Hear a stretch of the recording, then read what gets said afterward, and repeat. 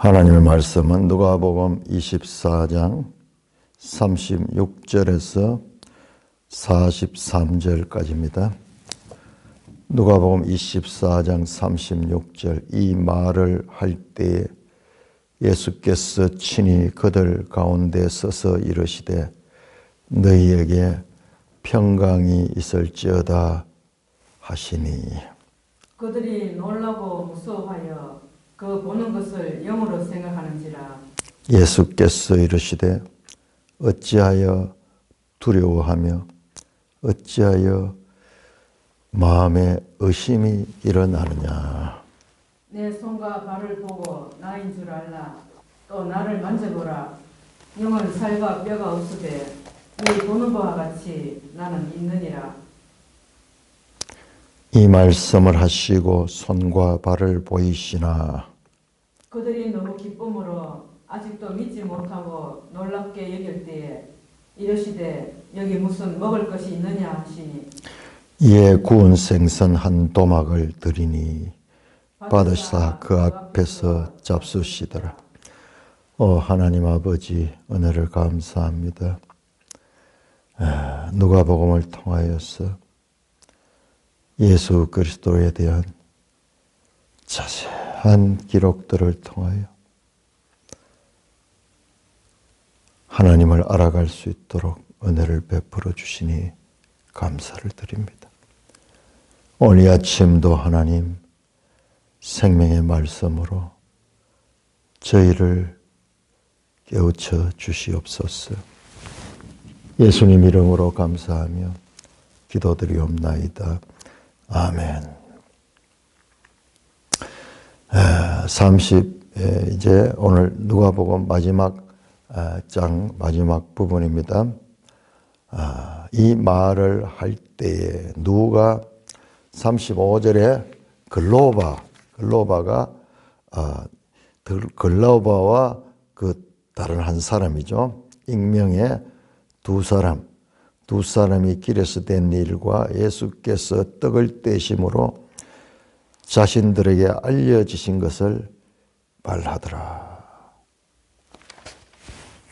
이 말을 할 때 예수께서 친히 그들 가운데 서서 이르시되 너희에게 평강이 있으리라. 부활하신 예수님께서 그 제자들 가운데 나타나셨습니다.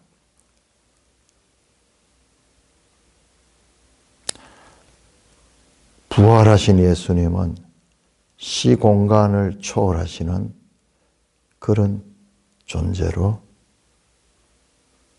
나타납니다. 친히 그들 가운데 서서 이르시되 너희에게 평강이 있을지어다. 우리 누가복음 유명한 하나님 나라는 너희 가운데 있느니라. 제자들이 둘러서 있는 가운데 예수님께서 또는 이 유대인들이 둘러서 있는 가운데서 하나님 나라는 너희 가운데 있느니라 말씀했듯이 예수님께서 그들 가운데 서서 너에게 평강이 있을지어다. 평화입니다. 평강. 에이레네. 참 우리 번역이 좀 아쉬워요.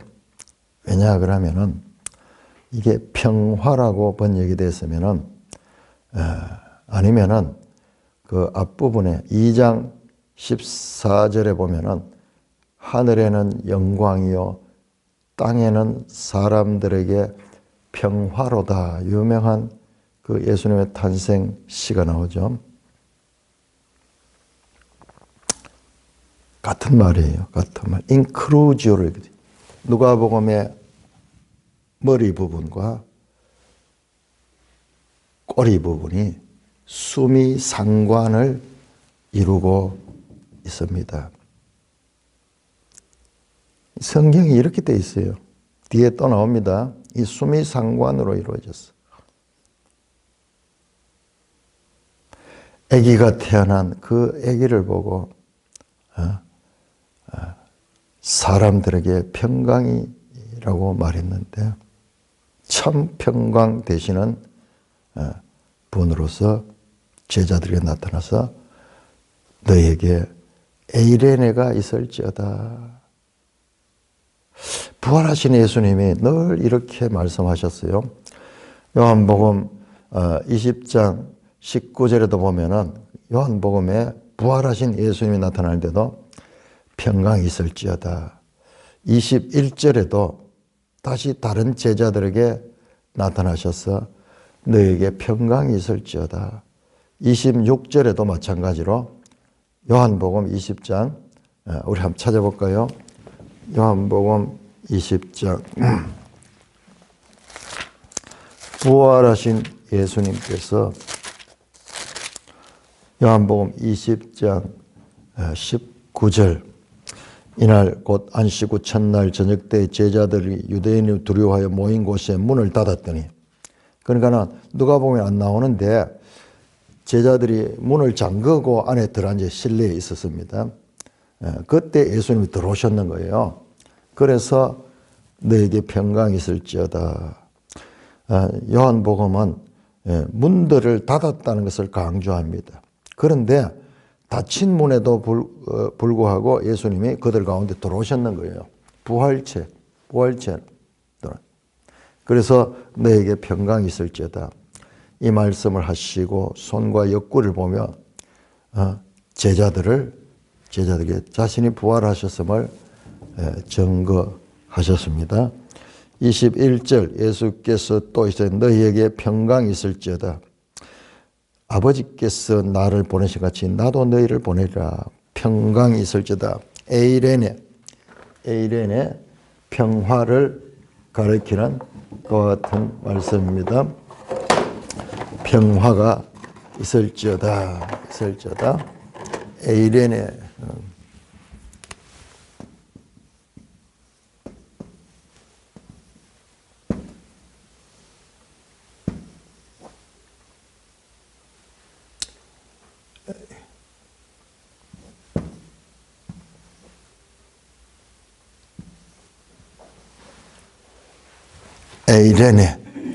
에이레네. 여기는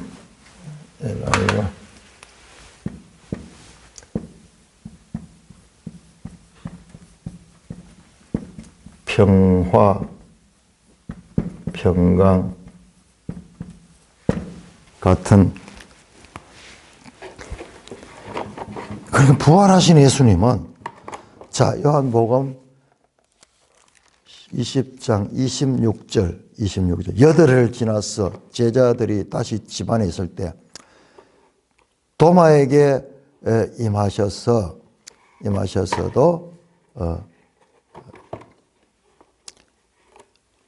가운데 오사 너희에게 평강이 있을지어다. 부활하신 예수님이 제자들에게 나타날 때마다 평강이 있을지어다. 누가도 동일하게 기록하고 있습니다. 요한복음 더 자세하게 기록하고 있죠. 평강이 있을지어다. 자, 이 말씀이 제가 보니까는요. 자, 평강이 있을지어다 기원하시는 거잖아요. 그러면은 평강이 있어야 되지. 실제로 평강이 있어요. 평강이 있습니다. 자, 요한복음 14장을 보십시다. 자, 요게 제가 방금 발견한 것인데 요한복음 14장 27절 보시면요. 27절.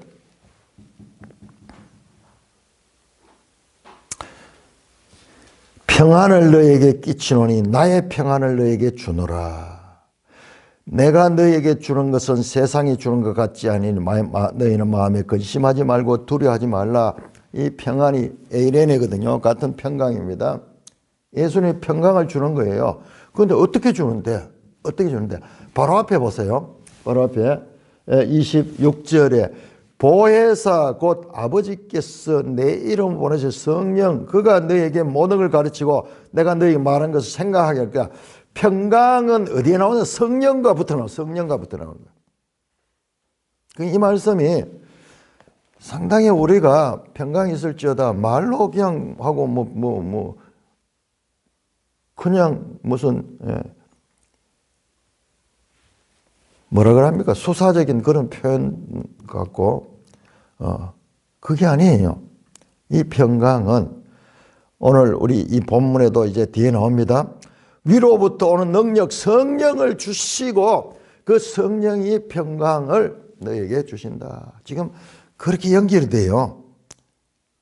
갑자기 평안을 너에게 끼치노니 나의 평안을 너에게 준다. 세상이 주는 것 같지 않는 그 평강을 어떻게 주냐? 바로 보혜사 성령이 너에게 오셔서 주신다. 부활하신 예수님은 이제 제자들에게 평강이 있을지어다. 평강이 있을지어다. 그 평강은 성령을 통해서 주시는 거예요. 그렇게 연결돼요. 자, 그러자 37절에 그들이 놀라고 무서워했지. 제자들이죠. 11 제자들 가운데 또 다른 제자들과 제자들이 보고 놀라고 무서워하여 그 보는 것을 영으로 생각했다. 우리가 이 누가복음 24장의 제자들의 모습은요, 끝까지 부활을 믿지 못해요. 예수님이 친히 나타나셔도 영으로 생각하고 있습니다.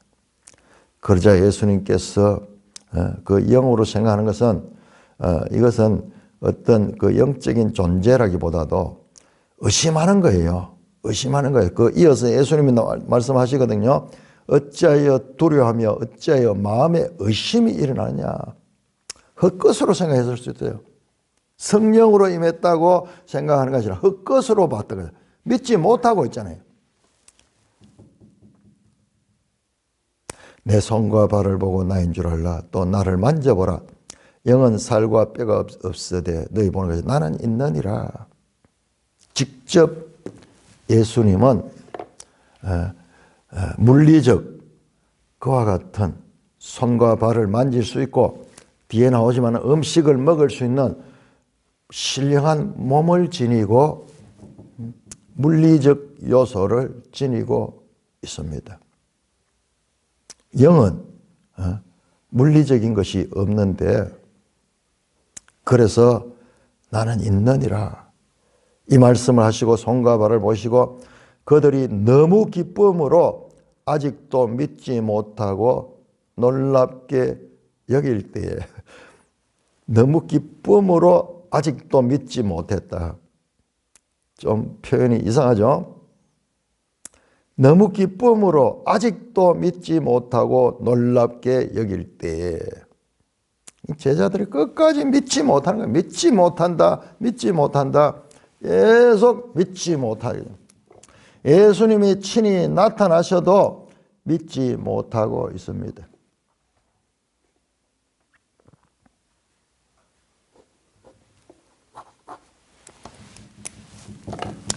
예수님께서 여기 무슨 먹을 것이 있느냐 일부러 물리적인 몸을 가지고 있다는 것을 확인시켜드리기 위해서 생선을 받아 그 앞에서 잡수시는 것입니다. 자, 부활은 그냥 영으로만 되는 것이 아니라 부활체 몸을 가지고 있다는 것이 우리 기독교의 가르침입니다. 그냥 영적인 그런 존재뿐만 아니라 부활체, 부활의 몸이 있다고 고린도전서에서도 말씀하고 있듯이 예수님이 친히 부활의 첫 열매로 손과 발 그리고 이 생선을 먹을 수 있는 그런 부활의 몸을 가지고 제자들에게 친히 나타났습니다. 자, 44절에서 49절 교독합니다. 누가복음 24장 44절 또 이르시되 내가 너희와 함께 있을 때에 너희에게 말한 바 곧 모세의 율법과 선지자의 글과 시편에 나를 가리켜 기록된 모든 것이 이루어져야 하리라 한 말이 이것이라 하시고 이에 그들의 마음을 열어 성경을 깨닫게 하시고 또 이르시되 이같이 그리스도가 고난을 받고 제3일에 죽은 자 가운데서 살아날 것과 또 그의 이름으로 죄사함을 받게 하는 회개가 예루살렘에서 시작하여 모든 족속에게 전파될 것이 기록되었으니 너희는 이 모든 일의 증인이라. 볼지어다 내가 내 아버지께서 약속하신 것을 너희에게 보내리니 너희는 위로부터 능력으로 입혀질 때까지 이 성에 머물라 하시니라. 자, 예수님께서 생선을 잡수시고 부활의 몸을 확인시켜 준 다음에 제자들에게 말합니다. 너희와 함께 있을 때 생전에 이 땅에 공생애를 보낼 적에 예수님께서 너희에게 말했다, 가르쳤습니다. 뭐라고? 곧 모세의 율법과 선지자의 글과 시편에 나를 가리켜 기록된 모든 것이 이루어지다. 모세의 율법, 선지자의 글, 시편이 뭐예요? 이 구약 성경을 가리키는, 구약 성경 전체를 가리키는 그 구약 성경이 나를 가리켜 기록했다. 요한복음 5장 39절에도 같은 말씀이 나오죠. 너희가 성경에서 영생을 얻는 줄 알고 성경을 상고하는 이 성경이 나에 관해서 기록한 것이다. 최종적으로 예수님은 지금 누가복음 앞에서 어떻게 했습니까? 많은 기적들을 행하시고 많은 그와 같은 표적을 행했지만은 부활하신 예수님께서 제자들 앞에서는 성경을 통해서 자신을 증거하신 것을 다시 확인시켜 주십니다. 평소에 예수님이 이 말씀을 가르쳤는데 이 뭔지 알지 못했어요. 기록된 모든 것이 이루어져야 하리라 할 때 여기 이루어져야 반드시 이루어진다. day라는 헬라어가 사용돼. must 반드시 이루어진다. 24장에 3번 나와요. 반드시 day. 이거는 뭘 하더냐? 신적인 하나님의 작정, 하나님의 예정에 의해서 일어나는 일이라는 거예요. 이건 사람이 좌지우지하거나 회피하거나 할 수 있는 것이 아니라 반드시 되어지는 하나님의 계획 가운데 일어난 일이라는 것입니다. 그리고 제자들이 이때까지 그걸 가르쳐도 무슨 말인지 알아듣지 못했어요. 어떻게 합니까? 들어도 듣지 못하고 보아도 보지 못하고 신명기 29장 4절을 보면 아직까지 너에게 보는 눈과 듣는 귀와 깨닫는 마음은 주지 아니했다. 제자들의 상태가 바로 그 상태예요. 예수님께서 가르쳐 주셔도 마치 모세가 율법을 줘도 이스라엘 백성들이 그것을 지키지 못하듯이 제자들도 동일하게 예수님께서 평소 가르치시고 심지어는 부활하신다까지 그렇게 말씀했지만 믿지 못하고 있었던 거예요.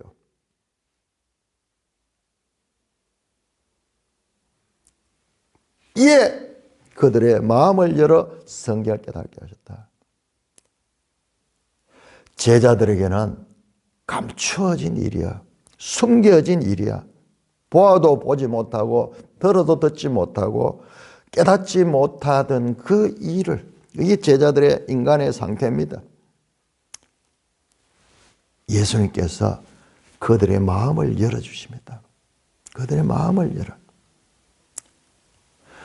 사람들에게 숨겨져 있던 것, 사람들에게 감추어져 있던 것, 신명기 29장 29절에 감추어진 것은 하나님께 속한 것이요 드러난 것은 우리와 우리 자손들에게 속한 것이다. 사람에게 속하여진 건 드러난 것밖에 없지만 감추어진 하늘의 것을 열어서 그들의 닫혀진 마음을 열어서 하늘의 것으로 그들을 계시하시니 수동적입니다. 제자들은 수동적이고 이것은 예수님은 주권적 역사입니다. 성경을 깨닫게 하셨다. 그들의 마음을 열어 성경을 깨닫게 하셨다. 지금 우리가 앞에서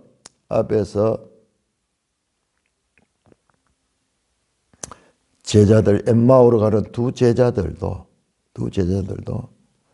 예수님을 알아보지 못했지만은 예수님께서 그들의 눈을 밝혔어. 여러분 신명기 29장 4절에 보는 눈을 주지 못했다고 했어요. 듣는 귀를 주지 못해. 깨닫는 마음을 주지 않았다는 거예요.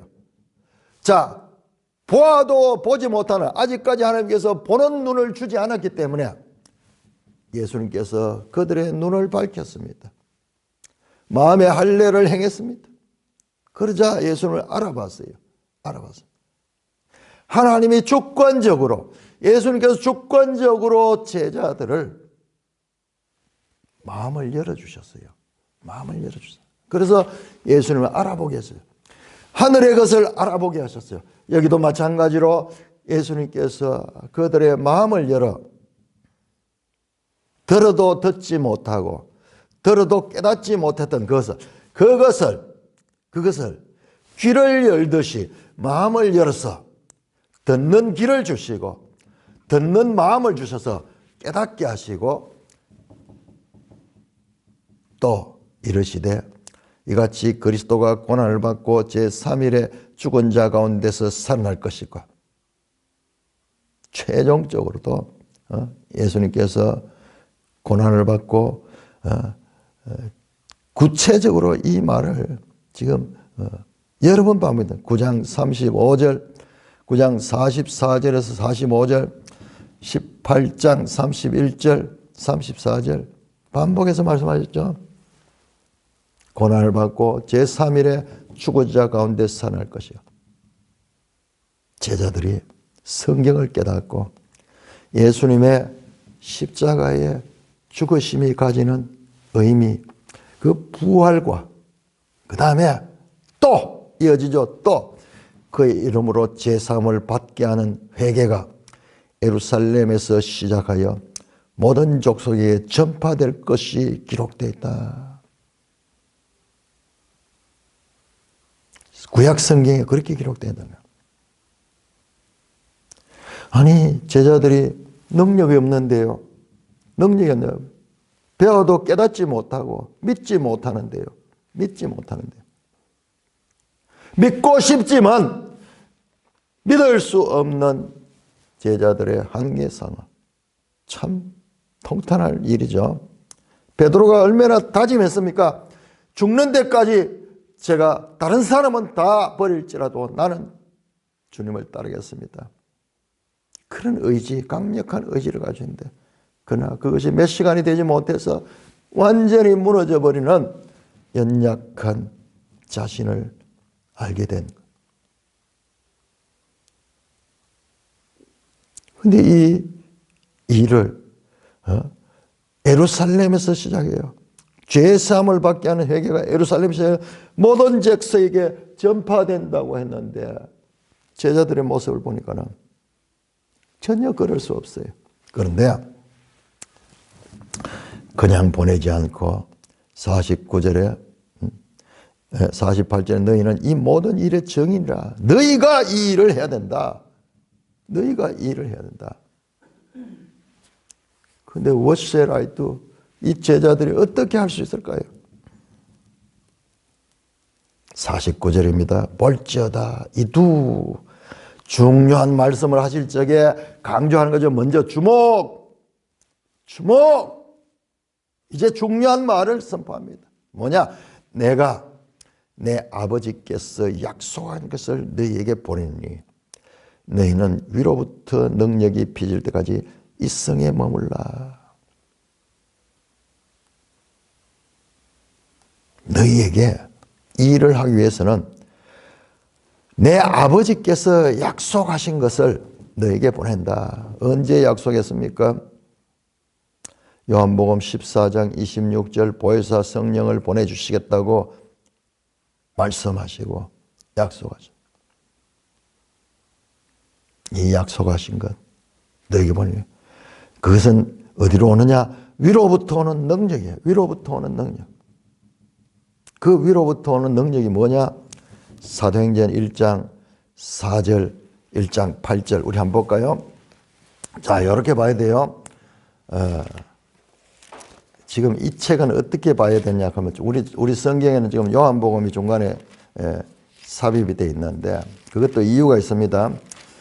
어떻게 보면은 누가복음하고 바로 사도행전을 연결해 놔 버리면은 우리가 이해하기 참 쉬울 텐데 이게 요한복음이 뚝 떨어져 있어. 그래서 딴 책 같이 보이는데 근데 요한복음이 왜 거기에 있느냐? 요한복음에서 성령에 대해서 집중 가리키는 내용이 소위 14장에서 16장까지 다락방 강화에 보혜사 성령을 가리키는 거거든요. 제일 중요한 것은 예수님의 사역에 십자가의 죄사함과 그리고 부활하심과 그리고 최종적으로는요 보좌 우편 성령을 보여줘요. 성령. 그래서 제자들이 주님이 하는 일들을 이제 제자들이 성령을 받아서 하도록 되어 있는 거예요. 그래서 성령이 너무나 중요하기 때문에 다른 복음서에는 안 나오잖아요. 성령에 대해서. 그 요한복음이 그거 들어있는 거예요. 그리고 사도행전도 보세요. 1장 4절 사도와 함께 모이사 그들에게 분부하여 예루살렘을 떠나지 말고 내게서 들은 바 아버지께서 약속하신 것을 기다리라. 방금 말씀에는 이거잖아요. 누가복음 24장 49절에 볼지어다 내가 내 아버지께 약속한 걸 너에게 보는 게 너희는 위로부터 능력이 이성에 몰라.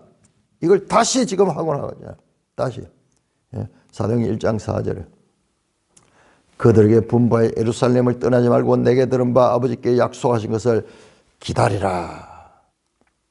그 약속하신 것이 뭔지 요한은 물로 세례를 본 너희는 맨날이 못돼 성령으로 성령 세례를 받아. 성령 세례.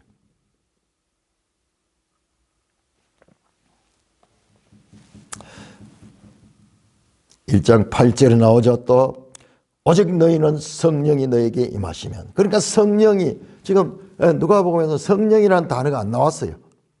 그런데 사도행전과 연결해 보면은 위로부터 능력은 임하는 능력은 무엇이냐? 이건 바로 성령입니다. 성령. 1장 8절 오직 성령이 너에게 임하면은 이 말씀은 구약 성경 이사야 32장 15절에 예언되어 있던 거예요. 이사야 35장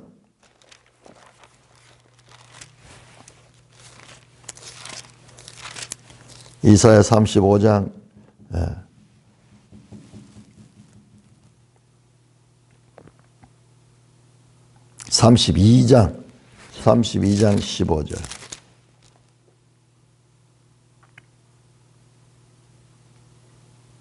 마침내 위에서부터 영을 우리에게 부어주시니 광야가 아름다운 밭이 되며 아름다운 밭을 숲으로 여기되라.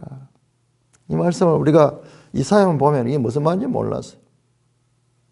광야가 아름다운 밭이 되고 아름다운 밭이 숲이 되는 광야가 아름다운 밭이 되는가. 이게 제자들이 광야같이 들어도 듣지 못하고 보아도 보지 못하고 결심했지만은 순종할 수 없던 광야 같은 그 자들이 생명이 있는 이 아름다운 밭이 된다. 이 그림이 신약과 연결해 보면 바로 그걸 이야기해요. 광야 같은 그 제자들의 마음이 변화되어서 이제 생명을 낳는 그와 같은 자들이다. 어떻게 해서 위에서부터 영이 부어질 때 그 일이 가능하다는 것입니다. 뿐만 아니라 이 말씀은 누가복음 1장 78절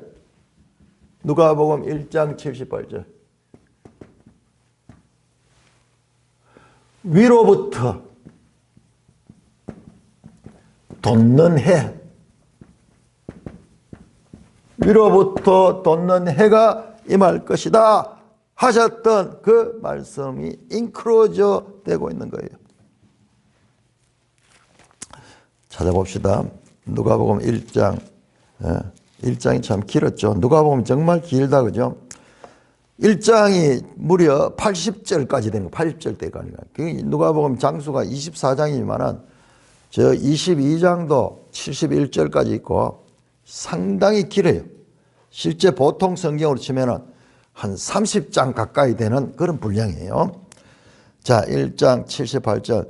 이는 우리 하나님의 긍휼로 인함이라. 이로써 돋는 해가 위로부터 우리에게 임하여 어둠과 죽음의 그늘에 앉은 자에게 비치고 우리의 발을 평강의 길로 인하여. 이 돋는 해가 위로부터 우리에게 임할 적에 어둠과 죽음의 그늘에 앉은 자들이 평강의 길로 인도되는. 여기 또 평강이 나오네요. 평강의 길로 인도되는. 이같이 누가복음 속에서 큰 인크로저가 이루어지고 있는 것을 볼 수가 있습니다. 제자들은 예수님 사건의 목격자여 증인들이었습니다. 예수님은 이들을 땅끝까지 파송할 계획을 가지고 있으며 따라서 이들은 먼저 필수적 장비를 갖춰야 돼. 이 일을 하기 위해서는 장비가 있어야 돼. 그들의 힘으로는 할 수 없어. 그것이 무엇이냐? 위로부터 임하는 능력이 그것입니다. 그것은 성령을 가리키며 이 성령을 보내심은 선지자를 통하여 약속해 왔던 것입니다. 우리 한번 볼까요? 선지자를 통하여 어떻게 말씀해? 다 한번 찾아보겠습니다. 이사야 35장.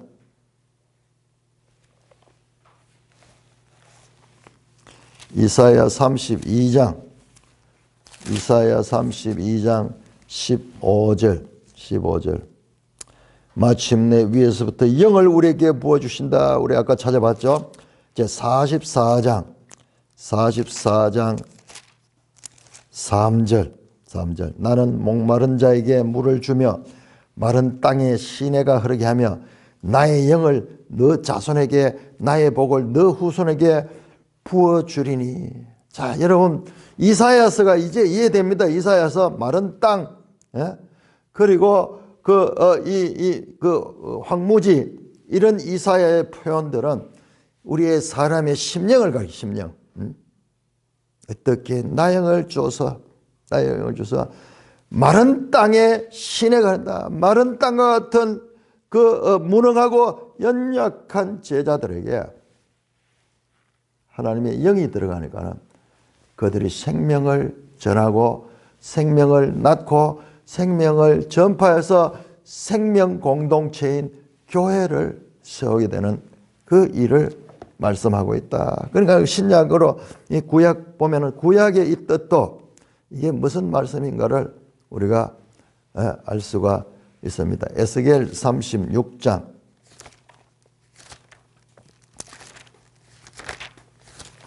에스겔 36장 26절에서 27절. 또 새 영을 너희 속에 두고 새 마음을 너희에게 주되 너희 육신에서 굳은 마음을 제거하고 부드러운 마음을 줄 것이며 또 내 영을 너희 속에 두어 너희로 내 율례를 행하게 하니 너희가 내 규례를 지켜 행할지라. 이 뒤에 나오는 건요, 내 율례를 행하게 하리니 어떻게? 하나님이 영을 넣어가지고 그 일을 할 수 있도록 한다는 거예요.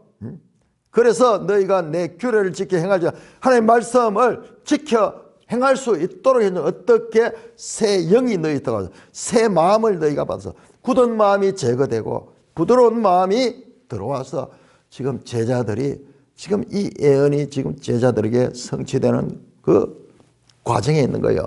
사도행전에서 이 일이 일어나잖아요.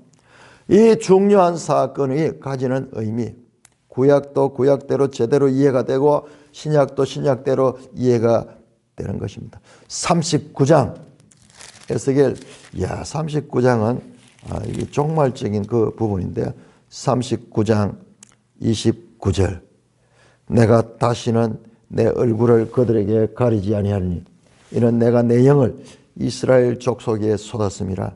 주 여호와의 말씀이라. 이거는 우리가 나중에 따로 깊이 봐야 되는데 이거는 종말적인 거예요. 종말에 이스라엘이 회복될 적에 그때도 내 영이 너희를 가리지 않고 내 영을 너희에게 부어서 너희가 구원의 길로 나오게 하시겠다는 말씀입니다. 유명한 요엘서 2장 28절에 32절 이 말씀은 베드로 사도께서 직접 인용하신 말씀이죠. 사도행전 2장에서 요엘서 2장 28절 그 후에 내가 내 영을 만민에게 부어주리니 너희 자녀들은 장래 일을 말할 것이며 너희 늙은이는 꿈을 꾸며 너희 젊은이는 이상을 볼 것이며 그때 내가 내 영을 내 남종과 여종에게 부어줄 것이며 32절 누구든지 여호와의 이름을 부르는 자는 구원을 얻으리라. 베드로 사도가 직접 인용했던 그 말씀. 자, 이 구약의 선지자를 통해서 약속하시고 약속해왔던 것. 그것이 바로 지금 예수님의 말씀을 통하여 제자들에게 주어지고 있습니다. 이는 그들이 세상 앞에서 예수님의 유력한 증인이 될 수 있는 것은 예수의 목격자와 증인으로서의 그들의 경험뿐만이 아니라 그들에게 와서 능력을 입혀줄 성령으로 말미암아 되어질 일이었습니다. 자, 여러분 누가복음 12장 우리 한번 찾아볼까요? 누가복음 12장 11절에서 12절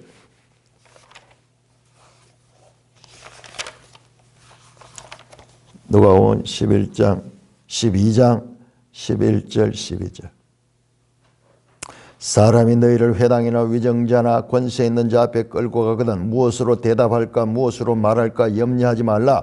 마땅히 할 말을 성령이 곧 그때 너에게 가르치시라. 자, 이 말씀은 그러니까 이 말씀은 지금 이 12장에 나왔지만은 이 말씀은 지금 여기 이 내용과 연결되는 거예요. 성령이 너희와 함께 하시면은 너희가 권능을 받고 예수님의 유력한 증인이 될 수 있다. 제자들은 이 땅에서 예수님을 직접 경험하고 목격하고 증인으로서의 그런 자격을 갖췄지만 그거 가지고 되는 게 아니에요. 그건 안 돼. 그들에게 그건 기본적인 요소고 그들에게 성령이 임할 적에 능력으로 그와 같은 일을 할 수 있다는 말씀을 지금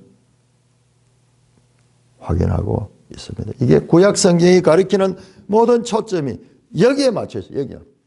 바로 직전에서 최후의 만찬자에서 이 피로 맺는 새 언약, 이것들이 전부 예수 그리스도 통한 구속사의 새로운 패러다임으로 넘어가는 그 과정을 지금 보여주는 것입니다. 50절에서 53절 교독합니다.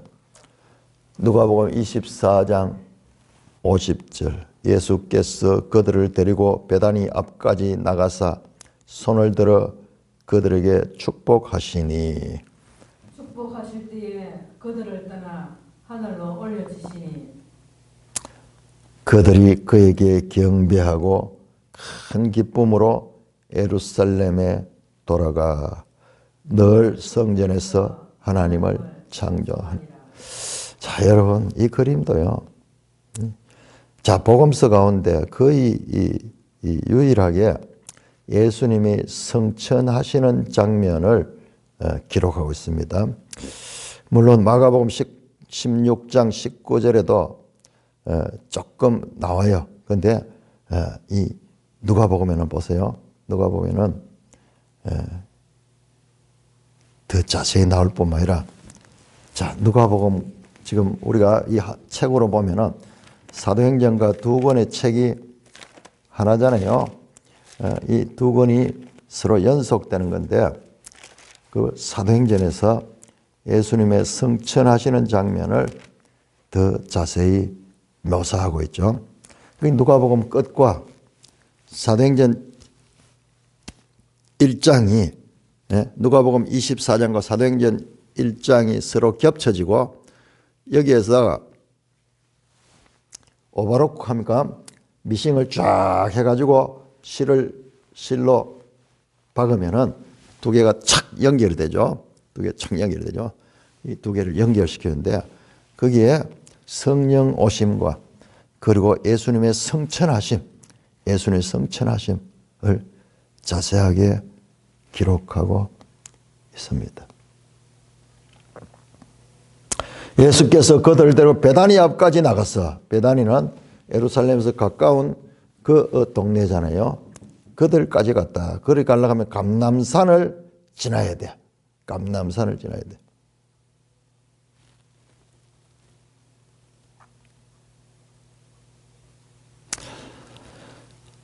사도행전 1장 12절 보면 제자들이 감람원이라는 산으로부터 예루살렘에 돌아왔다. 마지막 성천한 장소가 감람원이에요.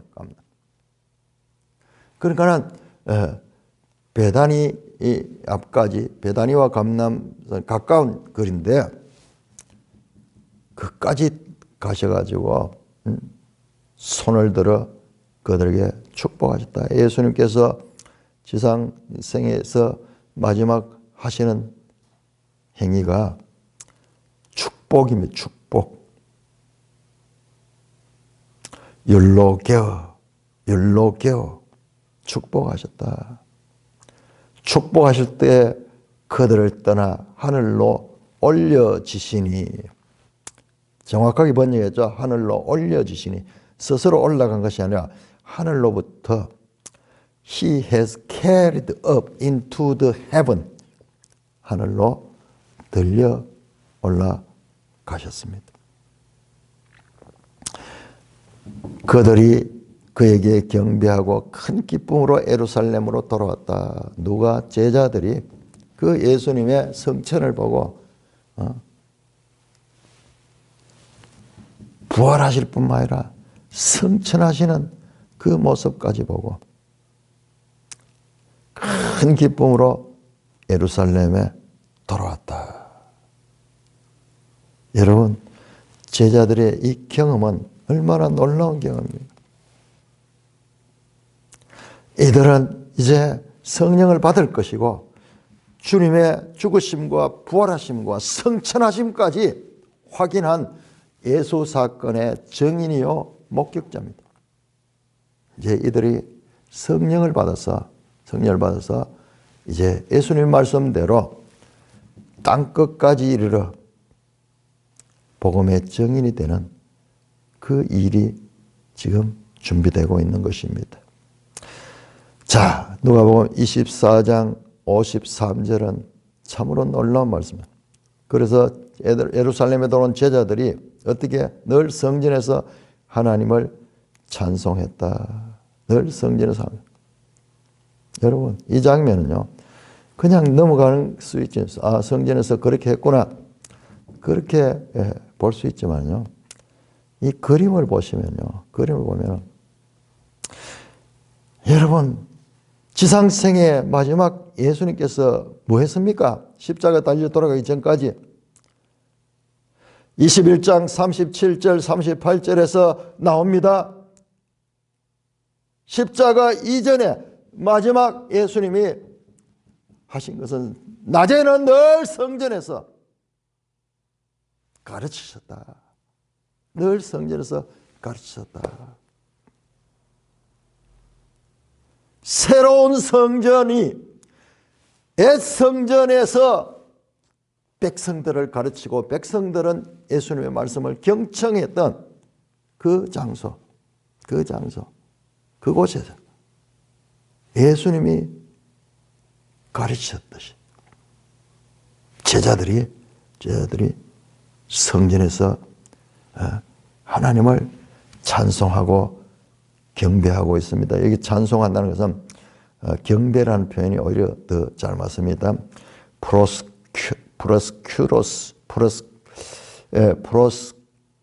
프로스큐네오. 찬송보다는 경배했다, 월십했다. 뿐만 아니라 사도행전을 보시면은요, 그 유명한 사도행전 3장에 베드로와 요한이 어떻게 합니까? 성전 미문 앞에, 성전에 가시다가 성전 미문 앞에 그 나면서부터 안전병이 된 사람을 고치잖아요. 그것도 왜? 성전에 가기 위해서. 그리고 여러분 4장에 보시면은 성전에서 가르치다가 유대인들 종교 지도자들에 의해서 제재를 당하지만은 굴하지 아니하고 예수를 증거하는 그 모습. 여러분, 사도행전 2장 46절 성전에서 날마다 모였다. 자, 우리 한번 확인해 봅시다. 자, 이거를 그냥 따로 알기보다도 이렇게 연결해서 봤을 적에 자, 사도행전 2장 46절 어떻게 날마다 마음을 같이하여 성전에 모이기를 힘썼다. 여러분, 이게 그냥 이래 봤잖아요. 예수님의 생애 마지막 주간에 십자가 달리기 전에 하신 것이 뭐냐? 성전에서 가르치고 백성들은 그 말씀을 듣기 위해 일찍부터 나와서 그 말씀을 경청하던 그 예수님의 지상생의 마지막 모습을 제자들이 지금 그대로 이어가고 있는 거예요. 날마다 성전에서 모였다. 마음을 같이하여 성전에 모이기를 힘썼다. 말씀드렸듯이 3장에 성전에 올라가 제9시 기도 시간에 베드로와 요한이 성전에 올라가다가 그 왜 올라갔습니까? 성전에서 모이기 위해서 갔으며 4장에 보시면은 사도와 백성에게 말씀하신 제사장의 성전 맡은 자들이 이 사건도 이 성전에서 일어나니 성전 4장 그 가운데서 베드로가 예수님에 대하여 증거합니다.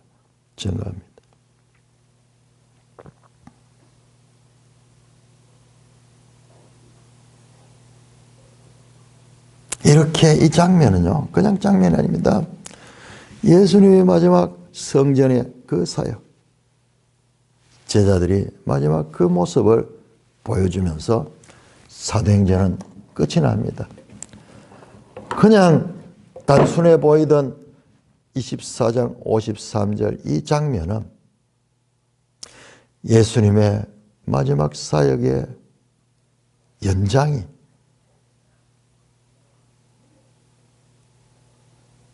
그 허약하고 광야같이 아무런 생명력을 내지 못하던 그들이 예수님의 일을 이어받아서 교회가 생겨나는 그 일로 연결되는 것을 보여주고 있습니다. 어찌하여 누가복음에 나오던 그 무능하고 무지하고 믿음 없고 연약하던 그와 같은 제자들이 사도행전에서 그렇게 놀라운 변화를 가지고 예수님의 사역을, 예수님의 복음 전파를, 예수님은 갈릴리 또는 이 예루살렘 안에서 주로 활동했지만 이들은 이제 예루살렘을 떠나서 안디옥으로, 그 다음에 저 가파도기아로, 이 에베소로, 저 빌립보로, 저 로마에 이르기까지 복음을 전거하는 능력 있는 그와 같은 사역을 할 수 있느냐? 바로 오늘 여기 나오잖아요. 위로부터 능력을 입고 그 일을 했고 그 위로부터 오는 능력은 바로 성령이 함께 하시니 그 일을 가능케 했다.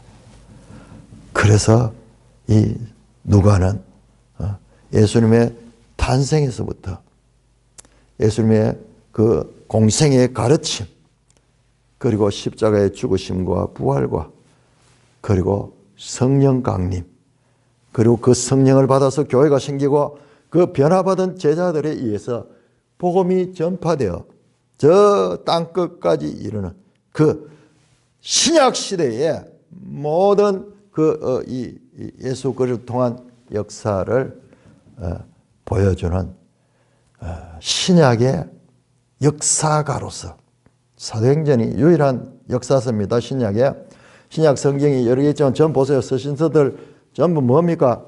목회 서신 이런 거잖아요. 사도행전만 역사서예요. 사도행전만. 그래서 누가복음의 이 역사 그리고 사도행전의 역사를 연결시켜서 여기에서 이 스토리에서 무엇이 나오냐? 교리가 나오는 교리가. 그것이 바로 바울 서신이고 그리고 일반 서신에서도 그와 같은 것들이 나옵니다. 예를 들어서 베드로전서, 베드로후서에 보면 베드로가 이 누가복음에 나오는 변화산에 있었던 사건을 이야기를 하거든요. 내가 그걸 경험했다. 그러면서 그 경험보다도 더 중요한 것이 뭐냐? 이 하늘 말씀을 깨닫는 거다. 그러면서 증거하고 있습니다. 누가복음과 사도행전을 기록한 누가가 가지는 신약의 이 중요성은 참으로 어떤 이 복음서보다도 어떤 신약 성경의 저자보다도 못지않게 중요한 역할을 감당한다는 것을 다시 한번 깨닫게 되면서 이 누가복음 이 강해를 마칩니다. 오 하나님 아버지 은혜를 감사합니다.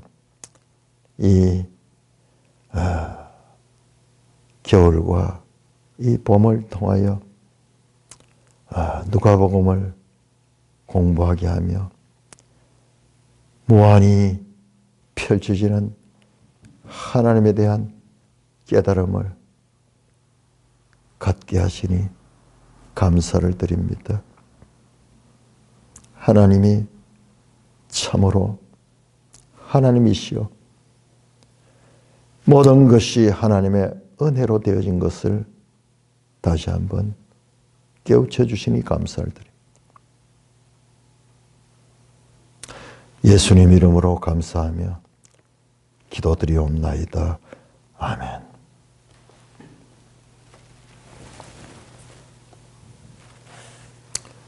찬송가 311장입니다. 찬송가 311장.